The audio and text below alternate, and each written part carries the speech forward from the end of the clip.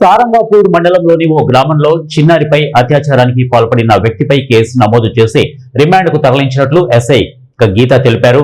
శనివారం రాత్రి బాలిక ఇంటి బయట ఆడుకుంటుండగా పక్కింటి బాపు అనే వ్యక్తి ఇంట్లోకి తీసుకువెళ్లి అఘాయిత్యానికి పాల్పడ్డాడు. వెంటనే బాలిక రోధిస్తూ కుటుంబ సభ్యులకు విషయం తెలపడంతో వారు పిఎస్ లో ఫిర్యాదు చేశారు. దీంతో బాపుపై పోలీసులు ఆదివారం కేసు నమోదు చేసి రిమాండ్కు తరలించారు.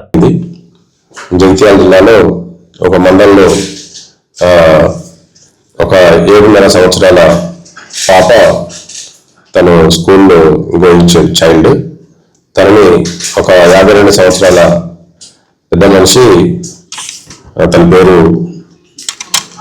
చెట్లపల్లి బాపు అని చెప్పేసి 52 years ఉంటాడు. అతను ఇంట్లోకి తీసుకెళ్లి బలవంతంగా ఇంట్లోకి తీసుకెళ్లి మిస్బిహేవ్ చేయడం జరిగింది. దీని విషయంలో మేము కేసు రిజిస్టర్ చేసినాం. నిన్న అతన్ని అరెస్ట్ చేసి రిమాండ్కి తరలించడం జరిగింది.